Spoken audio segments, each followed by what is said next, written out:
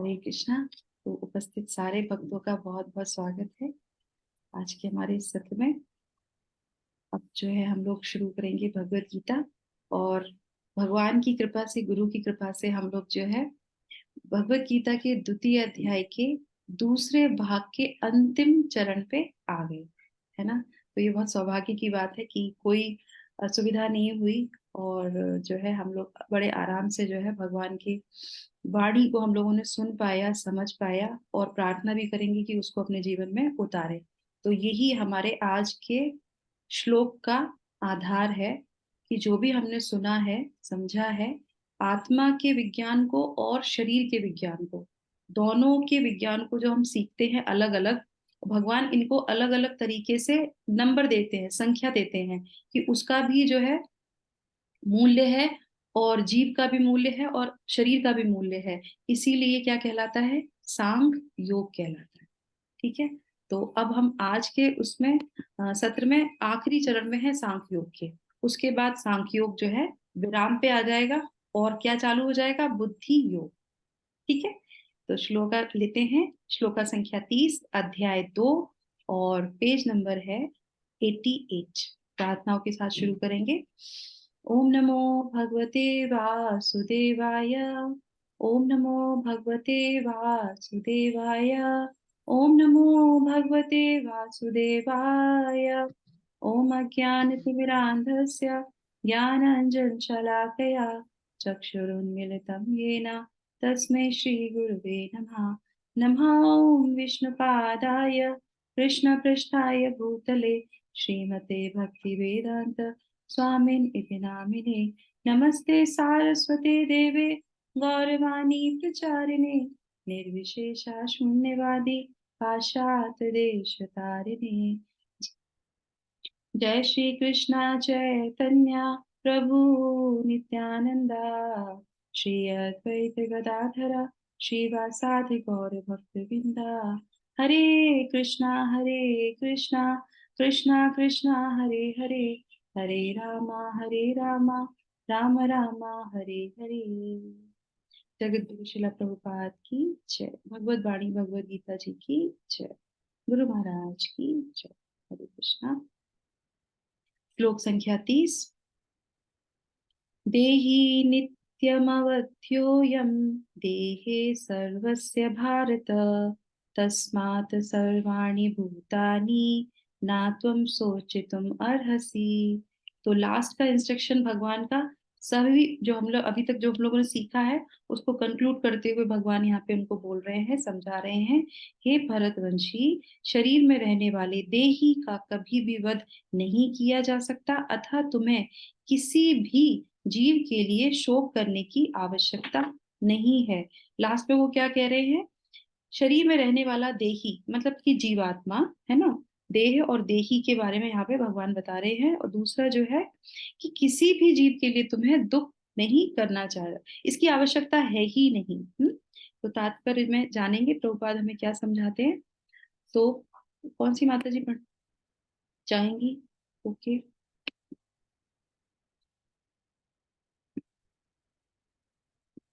सुमित प्रभु आप पढ़ लेंगे। हरे कृष्णा।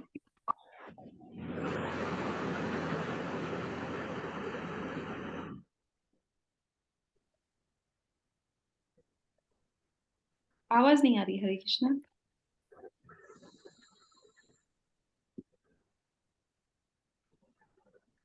Not audible. हेलो। हाँ ठीक है, पढ़िए। हरे कृष्ण। जगत गुरु श्रील प्रभुपाद की जय। अब भगवान अविकारी आत्मा विषयक अपना उपदेश समाप्त कर रहे हैं।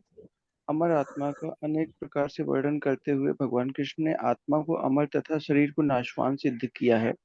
अतः क्षत्रिय होने के नाते अर्जुन को इस भय से कि युद्ध में उसके पितामह भीष्म तथा गुरु द्रोण मारे जाएंगे, अपने कर्तव्य से विमुख नहीं होना चाहिए। कृष्ण को प्रमाण मानकर भौतिक देह से भिन्न आत्मा का पृथक अस्तित्व स्वीकार करना ही होगा। यह नहीं कि आत्मा जैसी कोई वस्तु नहीं है, या कि जीवन के लक्षण के रसायनों की अंतःक्रिया के फलस्वरूप एक विशेष अवस्था में प्रकट होते हैं। यद्यपि आत्मा अमर है, किंतु इससे हिंसा को प्रोत्साहित नहीं किया जाता। फिर भी युद्ध के समय हिंसा का निषेध नहीं किया जाता, क्योंकि तब इसकी आवश्यकता रहती है। ऐसी आवश्यकता को भगवान की आज्ञा के आधार पर उचित ठहराया जा सकता है, शिक्षा से नहीं। हरे कृष्ण। हरि बोल, थैंक यू सो मच प्रभु। हरे कृष्णा। तो यहाँ पे भगवान क्या कह रहे हैं, यहाँ पे जो है श्रील प्रभुपाद बताते हैं कि भगवान जो है अपना उपदेश समाप्त कर रहे हैं सांख्य योग का इस श्लोका के साथ। और उसके बाद क्या है कि अनेक सारे, हमने बहुत सारे वर्णन सुने हैं अभी तक आत्मा के बारे में, शरीर के बारे में। और यहाँ पे लास्ट में वो कहते हैं कि तुम्हें किसी के लिए भी शोक करने की आवश्यकता नहीं है, चाहे वो भीष्म पितामह हो, द्रोण हो। तुम्हारा कर्तव्य है युद्ध करना, और इसको जो है तुम्हें करना ही चाहिए। पर इसमें क्या है, लास्ट की एक बात, आप लोग अपना अपना माइक बंद कर लीजिए, अनीता माता जी। इसमें क्या है कि हिंसा, अगर भी बोल देते कि चलो किसी को भी हमें दुख नहीं करना चाहिए, और अगर हम किसी को मारते हैं तो हमें कोई पाप नहीं लगेगा, क्योंकि वो तो सारी जीवात्माएं है ना, शरीर तो है नहीं, आत्मा है, तो हम चाहे जिसी को भी मार सकते हैं। तो इससे तो हिंसा बढ़ जाएगी। तो यहाँ पे क्या समझा रहे हैं कि ये हिंसात्मक नहीं होना चाहिए।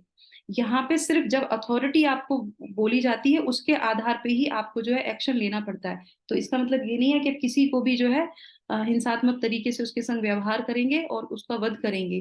पर जब अथॉरिटी होती है, जैसे कि सेनाओं को जो अथॉरिटी मिलती है वैसे, और यहाँ पे अर्जुन को कौन अथॉरिटी दे रहा है, स्वयं भगवान कृष्ण दे रहे हैं, इसीलिए उसको युद्ध करना चाहिए कर्तव्य के अंतर्गत। और ये कर्तव्य सिखाएंगे अब भगवान अगले चरण में, टू धर्मास, जो हमारा तृतीय चरण होगा। टू धर्मास के अंतर्गत दो धर्माओं को वो बताएंगे अर्जुन को, जो कहलाता है बुद्धि योग।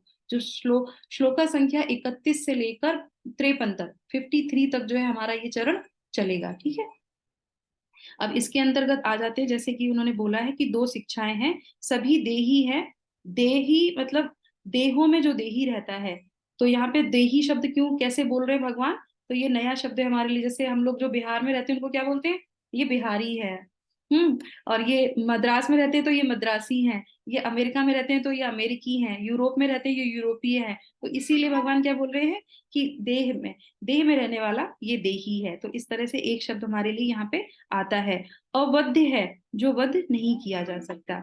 समस्त सर्वाणी भूतानी ना तुम सोचे तुम अर्हसी, अर्थात इसके लिए तुम्हें सभी प्राणियों के लिए शोक नहीं करना चाहिए।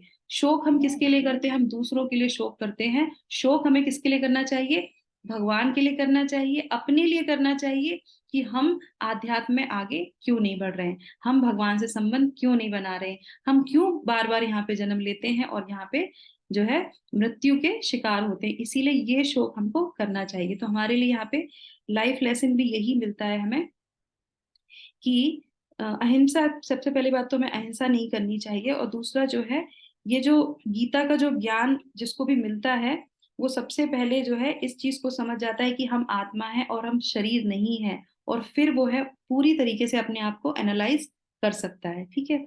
तो अभी तक के एक प्रश्न मैं आपसे लेती हूँ कि अभी तक के जो हम लोगों ने श्लोक पढ़े हैं 11 से लेके 30 तक, उसमें 20 श्लोकों में हम लोगों ने शरीर और आत्मा के बारे में जाना। तो आप मुझे बताइए कि जीवन के लिए ये व्यवहारिक लाभ है क्या, आत्मा और शरीर के बारे में जानना, इससे कोई व्यवहारिक लाभ होता है क्या,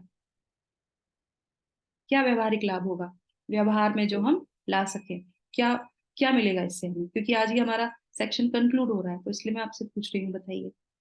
कोई भी बता सकता है जिसकी इच्छा हो, सही गलत का हम निर्णय मत शरीर के कीजिए। लिए ज्यादा परेशान नहीं होना चाहिए, कुछ भी हो जाए शरीर के लिए तो उस पे ध्यान नहीं देना चाहिए। हाँ, उसके लिए उतना दुखी होने की आत्मा को आवश्यकता नहीं। कैसे हम उसको उन्नति, आत्मा की उन्नति के लिए सर्वदा तत्पर रहना चाहिए। वेरी नाइस, बहुत बढ़िया, यस। और कोई? हम्म। हरे यस। कृष्णा। यस माता जी। माता जी, पूरे दिन में हम शरीर के लिए ही सब करते हैं। खाना, उसको पहनने के लिए कपड़े, फिर शरीर स्वास्थ्य के लिए अच्छे अच्छे करना ये, पर आत्मा के लिए कुछ नहीं करते हैं। तो इससे ये ज्ञान मिलता है कि हम शरीर है ही नहीं, हम आत्मा है। आईने में भी देखते हैं तो फिर बाल हम्म। करना, फिर वो सब चेहरे को हम ज्यादा महत्व देते हैं। पर हमको आईने में देख के ये पता होना चाहिए कि हम आत्मा है, और आत्मा के लिए कुछ ये सब करना चाहिए। ये भगवत गीता से सीखने वेरी को मिला। नाइस, वेरी नाइस माता जी। हरे कृष्ण। ये हमारे व्यवहारिक जीवन में आता है। और दूसरा जो है कि जीवन में, हमारे जीवन में एक नया दृष्टिकोण, जैसे माता जी ने बोला, ये अब दृष्टिकोण चेंज हो गया हमारा, है ना। हम वही हैं, कार्यकलाप वही चलेंगे हमारे जीवन में, पर क्या हो गया, दृष्टिकोण चेंज हो जाता है हमारा। तो भगवत गीता, स्थान वही रहता है, सिचुएशन वही रहते हैं, सब कुछ वही रहता है हमारे जीवन में, पर क्या होता है, पढ़ने वाले का, जो भगवत गीता पढ़ते हैं परंपरा के अंतर्गत, उनका दृष्टिकोण चेंज हो जाता है। फिर उनको वो दुख सुख में जो है ज्यादा, फिर वो उनको परेशानी नहीं होती है, फिर वो समझने लगते हैं कि हम आत्मा है। और ये आभास कौन कराता है, ये आभास स्वयं भगवान कृष्ण कराते हैं भगवत गीता के माध्यम से। तो हमारे जीवन का आयाम बदलता है, दृष्टिकोण बदलता है। अभी तक जो हम अपनी उपेक्षा करते हैं, वो अब उपेक्षा नहीं करेंगे, क्योंकि हम क्या है, अभी हमने पिछले श्लोक में समझा था, आश्चर्य वाली चीज है, हम कोई साधारण नहीं है, हम ऐसी चीज है जिसके लिए लोग आश्चर्य करते हैं। और ऐसे लोग जो है, जो विभूतियों में आते हैं, जो महान होते हैं, वो इस चीज को समझ पाते हैं। हर एक कोई इसको नहीं समझ पाता। किसी के अकाउंट में जब तक अच्छे पुण्य कर्म नहीं होंगे, वो भगवान की बातों को श्रवण नहीं कर सकता, नहीं कर सकता, नहीं कर सकता। तो हमारे पास अकाउंट में है, इसीलिए हम इस ज्ञान को समझ पा रहे हैं। ठीक है, तो एक छोटा सा जो है, मैं आपको दो शिक्षाएं और देती हूँ, फिर छोटी सी एक कहानी के साथ इसको कंक्लूड करूंगी। लोग हमारी पहचान हमें बताते हैं कि आप ऐसे हैं, आप ऐसे दिखते हैं, आप ऐसा करते हैं, आप वैसा करते हैं। तो ये हमारी पहचान कौन बताता है, बाहर के लोग हमें बताते हैं, करेक्ट। पर यहाँ से भगवत गीता से हमारी पहचान हमें कौन बता रहा है, भगवान कृष्ण बता रहे हैं। तो जो भगवान कृष्ण बताते हैं वो ही सबसे महत्वपूर्ण है हमारे लिए। दूसरों की कमेंट पे हमें कोई भी जो है परेशान नहीं होना चाहिए कि वो हमारे बारे में क्या कह रहा है, करेक्ट। क्योंकि हमने गीता का ज्ञान लिया है, भगवत गीता भगवान ने अर्जुन को बताई थी। अर्जुन ने जाके उपदेश नहीं दिया किसी को, अर्जुन ने किसी को उपदेश दिया, अर्जुन ने उसको क्या किया, ग्रहण किया। तो भगवत गीता के प्रथम अध्याय में भगवान ने हमसे जो है, भगवान ने बहुत ध्यान से सुना। अर्जुन ने इतने सारे तथ्य प्रस्तुत किए और इतनी सारी परेशानियां बताई, तो भगवान ने क्या किया, सुना उसको। तो वहां से हमें लर्निंग मिलती है कि जब भी हमारे पास कोई आता है समस्या लेके, तो हमें उसकी समस्या को सुनना चाहिए। और जब हमें कोई ज्ञान दिया जाता है तो हमें उसको आत्मसार करना चाहिए। ये नहीं कि अभी हमने एक चैप्टर पढ़ा और हम उसको ज्ञान देने लगे, अपने जीवन में व्यवहारिकता में उसको लेके आएंगे। और व्यवहार के आचार ही प्रचार है। जब हमारा व्यवहार चेंज होता है, ऑटोमेटिकली हम समाज के लिए बहुत अच्छा उदाहरण प्रस्तुत करते हैं। और भगवत गीता के इस अध्याय में भगवान सांख्य योग से शुरू करके बुद्धि योग बताएंगे, बुद्धि योग से लेके फिर वो बताएंगे कि तुम आनंद में कैसे रह सकते हो, तुम दूसरों के लिए एक जो है उदाहरण कैसे बन सकते हो। इस पूरे भगवत गीता के ये द्वितीय अध्याय में ये पूरी चीजें हमको मिलती हैं। तो आगे वाले श्लोकों में हम जानेंगे कि कैसे आनंद मिलेगा, सुख मिलेगा, और हम समाज में अपने आप को कैसे अच्छे उदाहरण प्रस्तुत कर सकते हैं। तो एक बार क्या होता है कि एक बच्चा होता है जिसके जो है माँ खत्म हो जाती है, और बाप जो उसके पिताजी होते हैं वो भी बहुत अच्छे जो है धनाढ्य नहीं होते, बहुत गरीब घर से वो बच्चा होता है। और जब सिचुएशन ऐसी होती है कि पेरेंट्स भी नहीं है, धन भी नहीं है, परिस्थितियां अनुकूल नहीं है, तो वो बहुत दुखी रहने लगता है। उसका पिताजी जो होते हैं वो क्या करते हैं, वो पत्थर को तोड़ने वाला काम करते हैं। तो वो जब जब अपने काम पे जाते थे तो ये बच्चा भी पीछे पीछे उनके साथ चला जाता था, और जाके एक पत्थर उसको बहुत अच्छा लगता था, तो वहां जाके वो उसी पे बैठ जाता था, और बैठ के अपने पिताजी को देखता रहता था कि वो पत्थर तोड़ते हैं, और आसपास की चीजों को देखता रहता था। बड़ा मायूस सा बैठा रहता था। उसके पिताजी भी देखते थे कि ये रोज मेरे पीछे पीछे आता है यहाँ बैठ के, और एक ही जगह बैठता है, एक ही पत्थर पे बैठता है। क्योंकि वो पत्थर को तोड़ते थे तो उनको जो है कुछ ज्ञान था। तो उन्होंने उससे कहा कि तुम यहाँ पे रोज आके बैठते हो, और तुम्हें पता है तुम इसी पत्थर पे क्यों बैठते हो, तुम्हें ये अच्छा लगता है। बोले हाँ मुझे ये बहुत अच्छा लगता है, तो मैं इसी पे आके बैठता हूँ। तो बोले अच्छा तुम मेरा एक काम करो, तुम ना ये पत्थर लेके बाजार में जाओ, और अगर तुमसे, और इसको जो है दिखाने की कोशिश करना लोगों को, शायद अगर किसी को ये पत्थर अच्छा लगे तो वो तुमसे ये खरीदने की कोशिश करेगा, क्योंकि तुम्हें ये पसंद है, तुम इसको देना नहीं किसी को। ठीक है, और क्या करोगे, जब वो कोई तुमसे कुछ मांगे, बोले कि इतने हम पैसे देंगे, हमें ये पत्थर दे दो, तो तुम उसको 2 उंगली दिखा देना ऐसे करके। तो वो कहते हैं अच्छा ठीक है, पर बोले याद रखना इसको देना नहीं है, क्योंकि ये तुम्हारा फेवरेट है ना, इसको देना नहीं है, इसको लेके आना है, बस उसको बोलना भी कुछ नहीं, 2 उंगली दिखा के आ जाना। तो वो बाजार में जाता है, मार्केट में जाता है, ये बाहर की कंट्री की बात है। तो वहां पे जाके वो जो है जब सड़क पे जाता है तो वहां पे उसको एक महिला मिलती है। वो महिला जो है काफी धनाढ्य होती है, तो उसके पास जो है वहां से निकलता है। तो वो कहता है, वो उसको देखती है, उसके पास ये पत्थर उसको दिखता है, बड़ा सा काफी पत्थर होता है। तो उसको बहुत सुंदर सा लगता है। वो कहता है कि बच्चे, ये तुम्हारे पास जो पत्थर है ये बहुत अच्छा है, और मैंने अभी अपना नया घर बनवाया है, उसमें गार्डन है, स्विमिंग पूल है और झरने हैं, तो मैं चाहती हूँ ये सुंदर सा पत्थर मैं अपने गार्डन में लगाऊं। क्या तुम मुझे दे सकते हो? इसकी क्या कीमत लोगे? तुम मुझे जितने पैसे बताओगे मैं तुम्हें दे दूंगी। तो वो जो है 2 उंगली दिखा देता है। तो जब 2 उंगली दिखाता है, बोले अच्छा $20, तुम अभी ले लो मुझसे $20, और मैं तुम्हें अभी इस $20 में ये जो है मुझे पत्थर दे दो। वो कहता है कि मैं आपको कल बताऊंगा, अभी मैं जाता हूँ। तो वो कह के वहां से आ जाता है। वो जब अपने पिताजी के पास आता है, वो कहता है, पिताजी हमें इस पत्थर के $20 मिल रहे हैं, आपको पता है, पर आपने मना किया था देने के लिए, इसलिए मैं नहीं दिया। तो वो कहते हैं, हाँ कोई बात नहीं, अब तुम कल फिर जाना। तो कल तुम कहाँ जाओगे? वो जो हमारे इधर म्यूजियम है ना, वहां पे जाना। तो वो म्यूजियम के पास जाता है। जब वहां म्यूजियम जाता है तो वो पहले तो वो जो वहां पे जो खड़े होते हैं, वो उनको मना कर देते हैं। गेट गेट पे जो होते हैं सिक्योरिटी, वो कहती है तुम जाओ यहाँ से, कहाँ से तुम ये गरीब यहाँ से चले आए? पर वो कहते हैं उसके पास एक पत्थर होता है। कहते हैं अच्छा तुम्हारे पास तो ये बहुत सुंदर सा पत्थर है, और हम तो वैसे भी कोई एंटिक चीजें होती हैं वो अपने इसमें रखते हैं, तो क्या तुम हमें दे सकते हो ये पत्थर? तो वो जो है वही 2 उंगली दिखा देता है।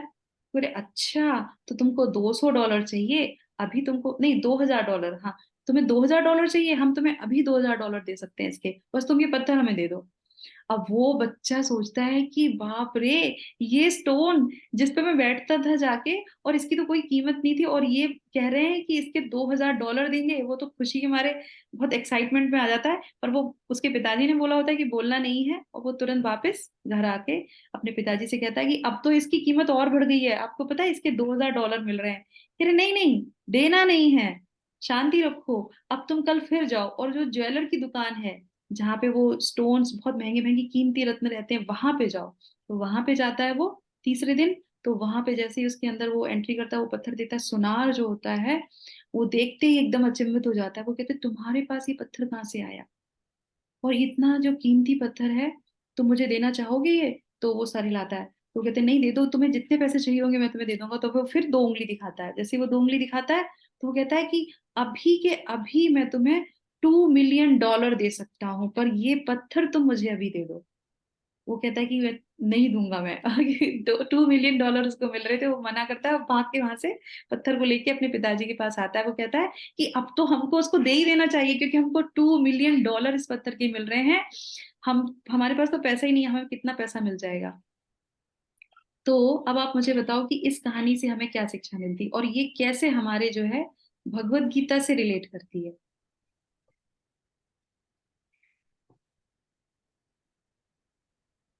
भगवत गीता को जैसे समझने की कोशिश करोगे वैसे ही आप उनको पाओगे।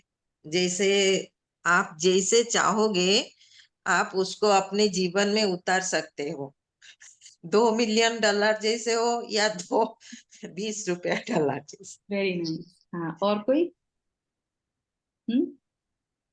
यस माता जी, अर्चना में। जी माता जी, यही यही है माता जी कि जौहर ही चाहिए किसी चीज को पहचानने के लिए।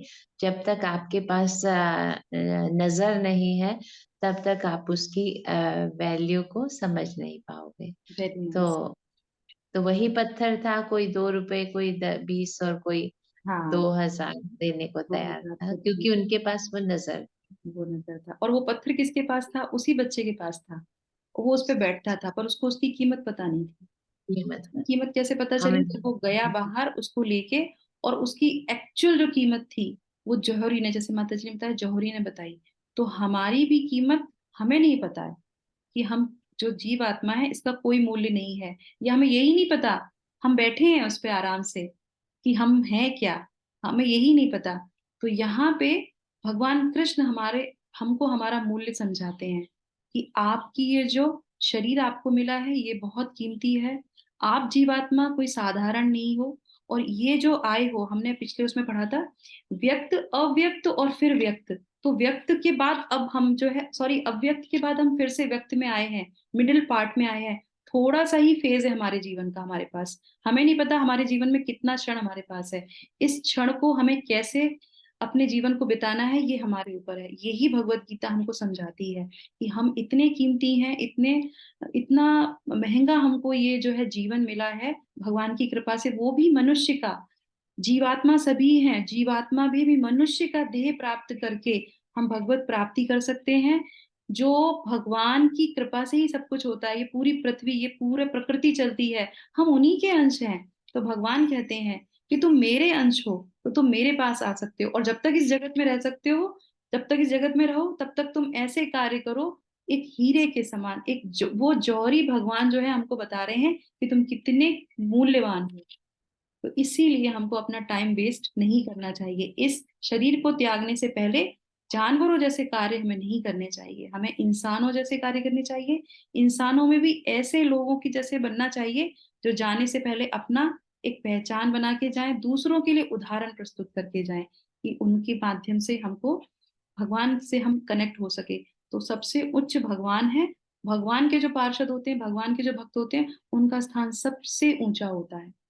अभी रिसेंटली में ही एक छोटा सा उदाहरण मैं आपको देती हूँ। अनिल अंबानी अंबानी का कुछ फंक्शन हुआ था। तो उनके क्या हुआ था, जब बड़े पैसे वालों के कोई फंक्शन होता है तो वो सारे जो बॉलीवुड हॉलीवुड होते हैं उन सबको बुलाते हैं। तो उन्होंने उसमें क्या किया, उन्होंने सबसे जो है सर्विंग करवाई। सबसे कहा कि आप लोग जो है सर्व कीजिए, परसवाइए। पर वहीं पे जो है कौन बैठे थे, संत भी आए हुए थे। पर संत से उन्होंने नहीं कहा कि आप सर्विंग कीजिए। संत के पास पैसा था नहीं था, क्यों? क्योंकि वो भगवान को रिप्रेजेंट करता है, वो भगवान का गुणगान करता है। तो उस धन से कहीं ज्यादा ऊंचा स्थान जो है वो भगवान के भक्तों का होता है। इसलिए हमें अपने जीवन में भक्ति लानी चाहिए, श्रद्धा लानी चाहिए, और इस मनुष्य देह को जो है भगवान की सेवा में सुपुर्द करना चाहिए। ठीक है, तो इसी के साथ हम इसको विराम करेंगे, और कल से हम जो है बुद्धि योग सीखेंगे, और किस तरीके से हमें अपनी दो धर्मा को सीखना चाहिए, करना चाहिए, उसके बारे में, है ना। तो जी हो गया कंप्लीट, आई हो गया कंप्लीट, आइडेंटिटी, तो भगवान ने हमारी हमको आइडेंटिटी बता दी। अब इस आइडेंटिटी के साथ हम अपने दो धर्मा को करेंगे, और उसके बाद उन दो धर्मा को करने के बाद हम आनंद को अपने जीवन में ला सकते हैं। ठीक है, तो जगत गुरु शिला प्रभुपाद की जय। Hare Krishna Krishna Krishna Hare Hare Rama Rama Rama Hare Hare. Thank you so much for joining. Hare Krishna.